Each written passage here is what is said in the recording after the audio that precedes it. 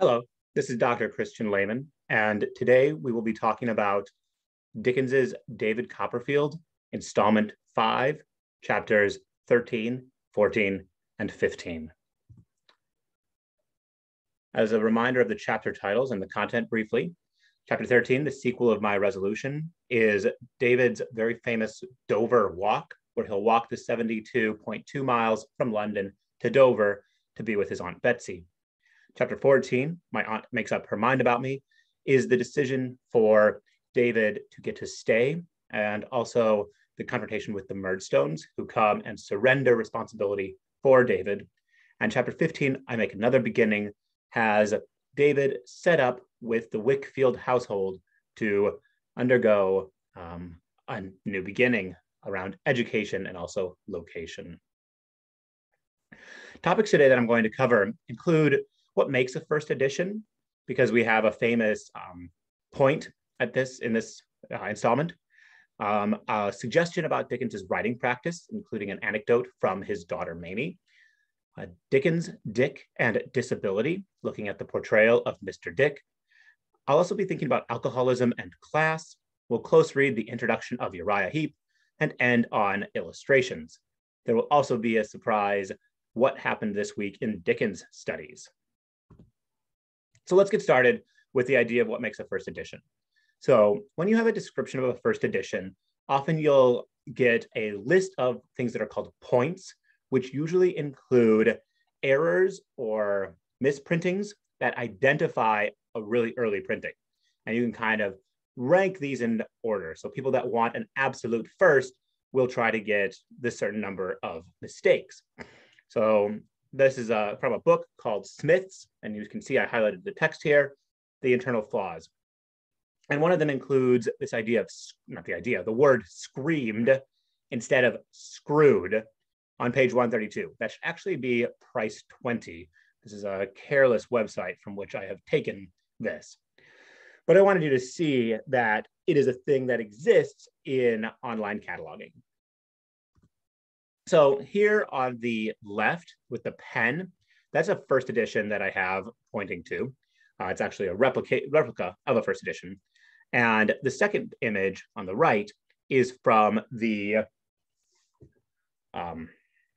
household editions. And you can just see that it says, he screwed himself out. So the way we see that right here, he screwed versus he screamed. Now, those are very different words. And so it lets us think about diction and a comparison with the manuscript, which I do not have access to right now, but maybe we'll be able to come back to it in a future week, would be very beneficial, right? Because what is it that Dickens wants? Well, in later editions, he actually went back and he changed screamed to screwed, and it was printed in what is called a list of errata, meaning the mistakes. And so the majority of the people reading this book for the longest period of time in its reprintings, it would have said screwed. And we're actually going to look at this character to think a little bit harder around what might be the difference in those words. So with that, let's take a look at our drunk pawnbroker, Charlie. Into this shop, which was low and small, and which was darkened rather than lighted by a little window overhung with clothes, and was descended into by some small steps, I went with a palpitating heart, which was not relieved when an ugly old man with the lower part of his face all covered with a stubbly gray beard rushed out of a dirty den behind it, and seized me by the head of my hair. He was a dreadful old man to look at, in a filthy flannel waistcoat, and smelling terribly of rum. His bedstead, covered with a tumbled and ragged piece of patchwork, was the den he had come from, where another little window showed a prospect of more stinging nettles and a lame donkey. "Ooh, what do you want?" grinned this old man in a fierce, monotonous whine. "Oh, my eyes and limbs! What do you want? Oh, my lungs and liver! What do you want? Oh, garoo, garoo." I was so much dismayed by these words, and particularly by the repetition of the last unknown one, which was a kind of rattle in his throat, that I could no answer. Hereupon the old man, still holding me by the hair, repeated, "Oh, what do you want? Oh, my eyes and limbs, what do you want? Oh, my lungs and liver, oh, what do you want? Oh, Garoo!" Which he screamed, or which he screwed out of himself with an energy that made his eyes start in his head. I wanted to know," I said, trembling, "if you would buy a jacket." So here, I think the better word is screwed. So you'll notice at the start of this, the passage that I have quoted here, we descend down, the heart is palpitating, and in a lot of ways, screwing and that gesture of the twist fits the setting a lot more. In the same way that this man's kind of manic face moving around, it involves quite a few contortions.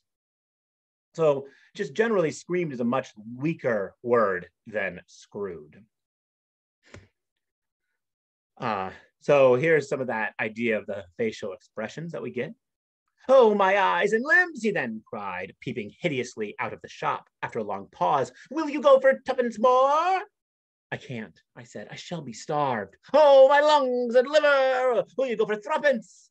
"I would go for nothing if I could," I said, "but I want the money badly." "Oh, Garoo!" It is really impossible to express how he twisted this ejaculation out of himself as he peeped around the doorpost at me, showing nothing but his crafty old head. "Will you go for fourpence?" So you can see all of this, like this is page 196 of the Penguin. Earlier, the passage that we had was 194, right? So Dickens is going out of his way to spend a lot of time with this character.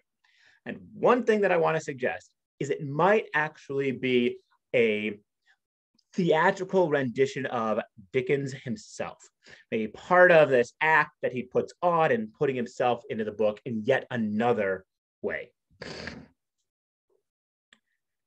There never was such another drunken man in that line of business, I hope. That he was well known in the neighborhood and enjoyed the reputation of having sold himself to the devil, I soon understood from the visits he received from the boys, who continually came skirmishing about the shop, shouting that legend and calling to him to bring out his gold. "You ain't poor, you know, Charlie, as you pretend. Bring out your gold. Bring out some of the gold you sold yourself to the devil for. Come, it's in the lining of the mattress, Charlie. Rip it open. Let's have some." So Charlie being, of course, another version of Charles, and then also this idea of the devil.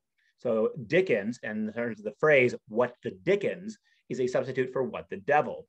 And so in this image, I think we might have a potential performance by Dickens. And I bring up this idea of performance in particular, because we looked at all of those torques of the face earlier, the twistings, the bendings. And if we look at a very famous anecdote about Dickens's writing style, I think that I have a little bit more support for the argument that I'm making. This comes from My Father as I Recall Him by Mamie Dickens. "During our life at Tavistock House, I had a long and serious illness, with an almost equally long convalescence. During the latter, my father suggested that I should be carried every day into his study to remain with him. And although I was fearful of disturbing him, he assured me that he desired to have me with him. On one of these mornings, I was lying on the sofa, endeavoring to keep perfectly quiet, while my father wrote busily and rapidly at his desk, when he suddenly jumped out of his chair and rushed to a mirror which hung near, and in which I could see the reflection of some extraordinary facial contortions which he was making. He returned rapidly to his desk, wrote furiously for a few moments, and then went again to the mirror. The facial pantomime was resumed, and then turning toward, but evidently not seeing, me, he began talking rapidly in a low voice. Ceasing this soon, however, he returned once more to his desk, where he remained silently writing until luncheon time." So the evidence that I'm mounting here is that we have a person with Charles and the devil placed in isolation, but also these marvelous contortions of the face. And then with this anecdote, I think we can easily imagine the performativity of this villainous encounter with a lower class pawnbroker. I want now to talk a little bit about the idea of Dickens, Dick, and disability. So Dickens is often seen as a forerunner for social movements, and in particular, his treatment of Dick and kind of critique of what was the norm at the time, which were either private or state-run asylumings, as opposed to Betsy's kind of tender home care for him, is really marvelous to read through. So here's the first appearance, well, not the first appearance, but here's an early appearance of Dick, a description of him. Mr. Dick, as I've already said, was gray-headed and florid. I should have said all about him in saying so, had not his head been curiously bowed, not by age. It reminded me of one of Mr. Creakle's boys' heads after a beating, and his gray eyes, prominent and large, with a strange kind of watery brightness in them that made me, in combination with his vacant manner, his submission to my aunt, and his childish delight when she praised him, suspect him of being a little mad. Though if he were mad, how he came to be there puzzled me extremely. He was dressed like any other ordinary gentleman, in a loose gray morning coat and waistcoat, and white trousers, and had his watch fob in his fob and his money in his pockets, which he rattled as if he were very proud of it.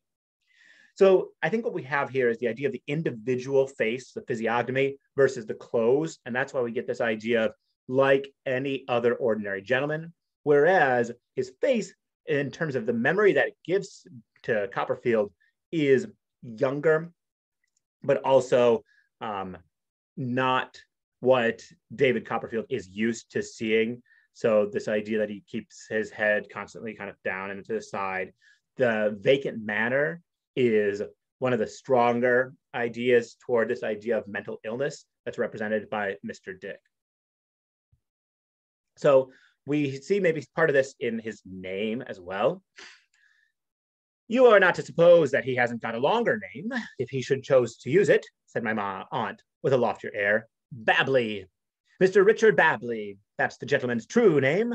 I was going to suggest, with a modest sense of my youth and the familiarity I had been already guilty of, that I had better give him the full benefit of that name, when my aunt went on to say, but don't you call him by that whenever you do. He can't bear his name. That's a peculiarity of his, though I don't know that it's much of a peculiarity either, for he has been ill-used enough by some that bear it, to have a moral antipathy for it, heaven knows. Mr. Dick is his name here and everywhere else now. If he ever went anywhere else, which he don't, so take care, child, you don't call him anything but Mr. Dick. So here with the idea of Richard Babley, we have a pun on the Tower of Babel. Richard, though, is also a name that gets shortened to Dick. So that's where we get the idea of the Mr. Dick. Again, another version of Dickens, perhaps, putting his name yet again into the text. Dickens actually, at this time of composition of the novel, met a person named Mr. Dick. And so some people will say that's who he put into the story. All of these, I think, are perfectly viable, as well as none of them. It's whatever you kind of think you can do with the evidence and how far it gets you. But what I want to emphasize here is the idea of two things: chosen family and chosen name, right? Your identity is not necessarily tied to your name. And for a character like David Copperfield, who so constantly is renamed, remember in this installment, he'll get called Trotwood and then shortened to Trot. So a lot of different namings, and the idea of name and identity is a theme that we keep layering. In the legend of the Tower of Babel, it used to be that everybody could understand one another, living in community. And then as punishment for hubris or trying to reach your tower to the heavens, the God separates the people. And that's how we get the myth of where all the different languages come from. It seems to be also, we have this idea of that from Dickens's use of this name, different people having, treating other people in a different way as well. So Dickens is going out of his way to think through the way in which 19th century, 1850s society is treating people with mental illness by using a lot of different synonyms for this. And nice people they were who had the audacity to call him mad, pursued my aunt. Mr. Dick is a sort of distant connection of mine. It doesn't matter how. I needn't enter into all that. If it hadn't been for me, his own brother would have shut him up for life. And that's all. I'm afraid it was hypocritical in me, but seeing that my aunt felt strongly on the subject, I tried to look as if I felt strongly too. A proud fool, said my aunt, because his brother was a little eccentric. Though he is not half so eccentric as a good many people, he didn't like to have him visible about his house and send him away to some private asylum place, though he had been left to his particular care by their deceased father, who thought him almost a natural. And a wise man he must have been to think so, mad himself, no doubt. So here we have a number of terms, right? This use of mad, fool, eccentric, a natural, all being ways of talking about people in society that are not neurotypical, is a way we can put that. And one of the things that happens is, notice the father put Mr. Dick in the care of his brother, and the brother broke that wish and sent him to a private asylum place, a place to be separated out of a society. And so we have this kind of idea of different treatments. And at this point, the aunt turns those terms of mental illness around and says, actually, that kind of behavior where you betray your family is madness. And so what we can already see here in Betsy's home is it is a place of found family with Janet, Betsy, Mr. Dick. The only beasts that are excluded from this family are, of course, the donkeys. Janet, donkeys! All right, so let's look at this other idea that I have of thinking through alcoholism and class. So we have a number of working class and lower class people who are shown to us to be alcoholics. Back in the previous installment 4, chapter 11, we had the pawnbroker of books. I had audience of him in a turn-up bedstead with a cut on his forehead or a black eye, bearing witness to his excesses overnight. Oh, I'm afraid he was quarrelsome in his drink. And he, with a shaking hand, endeavoring to find the needful shillings in one or two of his pockets of his clothes, which lay upon the floor, while his wife, with a baby in her arms and her shoes down at heel, never left off ratting him. Sometimes he had lost his money, and then he would ask me to call again, but his wife had always got some, had taken his, I dare say, while he was drunk, and secretly completed the bargain on the stairs as we went down together. So here we have this idea of competent woman overburdened by a quarrelsome, drunken husband of a low class. So setting things up. This chapter, though, we have quite a bit more. We had the Charlie, that we already looked at. He was a dreadful old man to look at in a filthy flannel waistcoat and smelling terribly of rum. Also, you'll remember with that passage, we could see inside his bedroom and see his bed. There's this idea of the small, cramped quarters there. Copperfield ends the description of Charlie. There never was such another drunken man in the line of business, I hope, that he was well known to the neighborhood and enjoyed the reputation of having sold himself to the devil. So they're calling him a drunk. Then there's the violent tinker on the road who says, "Have you got the price of a pint of beer about you?" said the tinker. "If you have, out with it, before I take it away." I should certainly have produced it, but then I met the woman's look and saw her very slightly shake her head and form no with her lips. And you'll remember that woman also had a black eye, and so there's this idea that this tinker is also violent if he drinks. And so we set up these kind of three different figures, male figures that drink rum and beer. And this is going to contrast very strongly with Mr. Wickfield and his port wine. His hair was quite white now, though his eyebrows were still black. He had a very agreeable face, and I thought was handsome. There was a certain richness in his complexion, which I had been long accustomed, under Peggotty's tuition, to connect with port wine. And I fancied it was in his voice, too, and referred his growing corpulency to the same cause. He was very cleanly dressed in a blue coat, striped waistcoat, and nankeen trousers, and his fine frilled shirt and cambric neckcloth looked unusually soft and white, reminding my strolling fancy, I call to mind, of the plumage of the breast of a swan. And so here we have the same kind of setup. We have a reference to the alcohol and then a description of the physical of clothing. Here, though, we have a figure of the upper middle class who drinks port wine, so already different, and is still cleanly dressed. So we have a different kind of contrast happening. We also see this very gentle scene with his daughter, Agnes. We did not stay there after dinner, but came upstairs into the drawing room again, in one snug corner of which Agnes set glasses for her father and a decanter of port wine. I thought he would have missed its usual flavor if it had been put there for him by any other hands. There he sat, taking his wine and taking a great deal of it for 2 hours, while Agnes played on the piano, worked, and talked to him and me. He was, for the most part, gay and cheerful with us, but sometimes his eyes rested on her, and he fell into a brooding state and was silent. She always observed this quickly, I thought, and always roused him with a question or caress. Then he came out of his meditation and drank more wine. So here we can see he's an inveterate alcoholic. This is an every night 2-hour practice that he engages in. And so it's a thing to think through. Is Whitfield going to be treated differently for his alcoholism than the other people that we've seen because of class, because of other choices, or is it individualized, or is it all bad? So something to keep in mind and think through. All right, let's close read this passage here about first appearance of Uriah Heep. So I guess, spoiler, we're going to see him a lot, but as you probably know from having read, he is incredibly memorable. When the pony chase stopped at the door and my eyes were intent upon the house, I saw a cadaverous face appear at a small window on the ground floor in a little round tower that formed one side of the house, and quickly disappear. The low arched door then opened and the face came out. It was quite as cadaverous as it had looked in the window, though the grain of it there was the tinge of red, which is sometimes to be observed in the skins of red-haired people. It belonged to a red-haired person, a youth of 15, as I take it now, but looking much older, whose hair was cropped as close as the closest stubble, who had hardly any eyebrows and no eyelashes, and eyes of a red-brown so unsheltered and unshaded that I remember wondering how he went to sleep.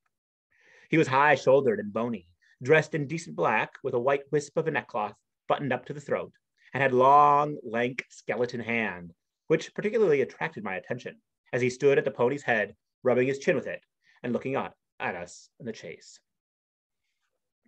So interestingly enough, right, the first appearance of him is very similar to Mr. Dick, seen through a window. We also have a little bit of recollection of Charlie, the man buying the coat, but we have this constant repetition of a very specific kind of language involving death.